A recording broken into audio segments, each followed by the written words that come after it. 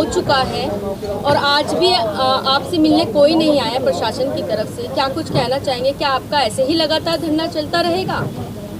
सबसे पहले तो मैं पत्रकार बंधुओं का धन्यवाद करता हूं कि आप हमारी जो न्यूज़ है, जो सैनिकों की जायज़ मांगे हैं, जो जायज़ मांगे हैं, आप उसको कश्मीर से लेके कन्याकुमारी तक ले जाने का काम कर रहे हैं। और जितने भी मैं आपके दर्शक हैं, मैं उनको भी कहना चाहता हूं हाथ जोड़ के कि कोई भी वीडियो आप लोगों तक पहुंचता है तो उसको एक दूसरे के पास में भेजें, जिससे ज़्यादा से ज़्यादा जवानों तक वो खबर चली जाए और जागरूक हो। मैडम, आज 18वां दिन है मेरे को, तो आप देख रहे हो 18वें दिन ये हमारे 95 ईयर के जवान हमारे साथ में बैठे हैं, 95 ईयर के। तो थोड़ा मेरे को तो मीडिया कर्मी ही थोड़ा इनकी आंखों पे ही वो दिख रहा है कि आप थोड़े थके हुए लग रहे हो। हमारे में से तो थके हुए है नहीं। ये 18 दिन तो जॉब है सर, हम आप तो धरना करोगे, जब मांग पूरी हो जाएगी चले जाओगे, हमारा तो जॉब है, हम नहीं थकते सर। हम भी नहीं थकते।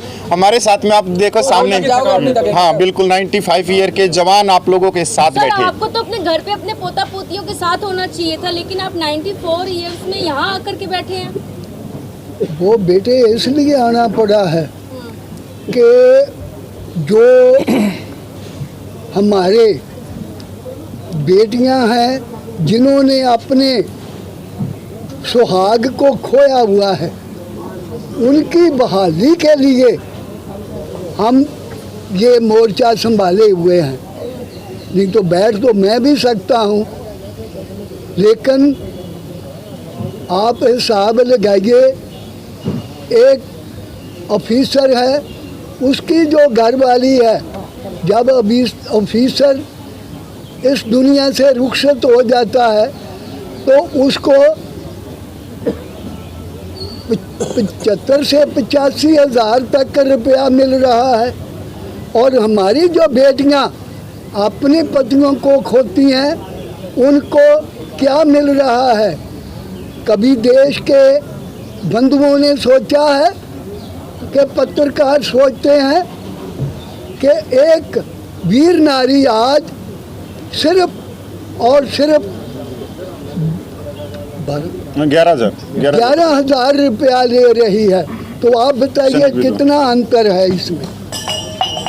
तो क्या ये आंदोलन वो किसान आंदोलन की तरह बनता जा रहा है, जिसमें कि जो बुजुर्गों का जो नंबर है वो बढ़ेगा आगे चल के?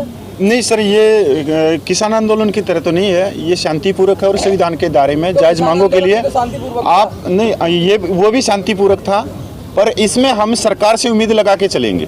जैसे सरकार से आपने देखा होगा आलोचना वो कोसों दूर है, जब समय आएगा तब तक कोई आलोचना नहीं है। अभी भी हमारे को सरकार पे विश्वास, क्योंकि जो 75 सालों में जो एक दीवार बनाई गई सरकार और हमारे बीच में, जो जवान जेशू रिटायर्ड सैनिक, उनके बीच में एक कंकर ईंट की पत्थर की दीवार बना दी, तो उनको पता ही नहीं कि सेना में जवान जेशू रैंक भी होता है। वो सरकार ये देखती है कि जो रिटायर्ड अधिकारी हैं वही टैंक को ज़मीन पे नहीं कंधे पे रख के और दुश्मन के छक्के छुड़ाते हैं। ऐसा नहीं है। सबसे ज़्यादा 97% जवान जेशूज हैं और उनके जायज़ मांगे संविधान के दायरे में। आर्टिकल 14 यही कहता है, समानता का अधिकार दो।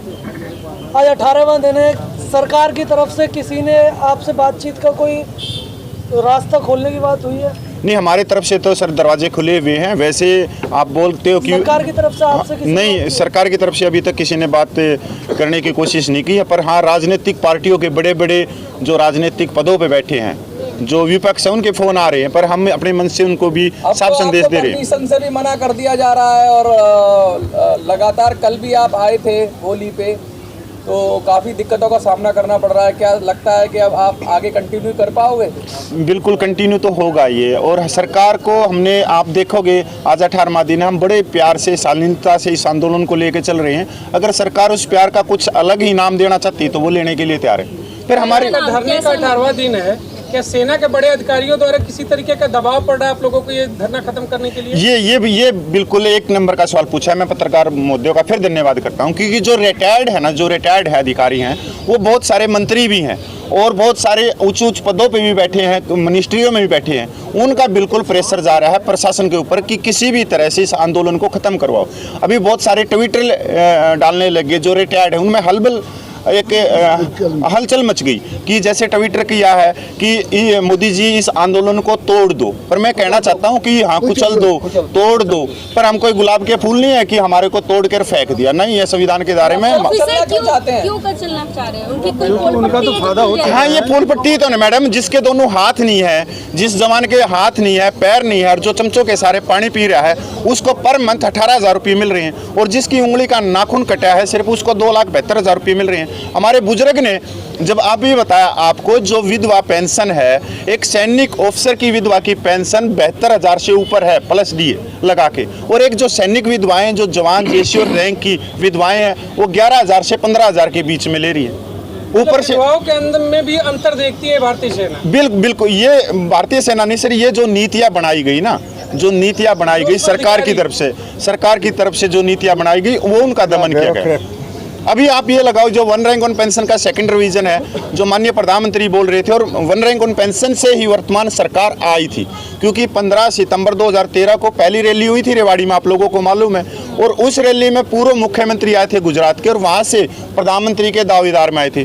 वो प्योर रैली सैनिकों की थी, और उसके अंदर 5 से 7 लाख पूरे सैनिक पूरे देश के आए थे, और वो उम्मीद लेके आए थे कि वन रैंक ऑन पेंशन मिलेगी।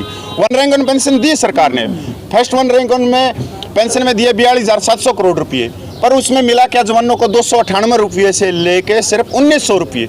ये जो जेसीओ रैंक है मेरे साथ में बैठी, ये भी जेसीओ रैंक है, ये भी जेसीओ रैंक है, 298 रुपये। Second one rank on pension 20 जनवरी को दी, उसके अंदर 23,000 करोड़ रुपया दिया, परमेश्वर को बाहर निकाल दिया, एक्स ग्रुप के 2 खाते कर दिए गए। उसके बाद में जो जेसीओ रैंक है, जो सेना की, जो कहते हैं कि ये सेना की सेकंड कमांड है, गजेटेड ऑफिसर है, और सेना उन्हीं के ऊपर चलती है, वो उस वन रैंक वन पेंशन से बाहर कर दी। एक बड़ा सवाल ये है कि जब 42,000 करोड़ पहली बार दिए गए और बाद में 23,000 करोड़ रुपए दिए गए, तो ऑलरेडी बजट घटा दिया गया ORP2 में, उसकी तो बात आप करते नहीं है। नहीं, वो ऐसा नहीं है। जो 5 साल का रिवीजन है उसका बनता ही इतना है, पर वो बनता कितना है वो जवानों के तो हक में आया ही नहीं। अभी इसी वन रैंक वन पेंशन में आप ये देखो कि मतलब आपको जो अमाउंट कम हुआ है, 2006 में एक जो नायक था उसकी थी 4,040 रुपये पेंशन, और एक लेफ्टिनेंट कर्नल की थी 14,600 रुपये। 14,600 से वो पेंशन बढ़ के 2023 के अंदर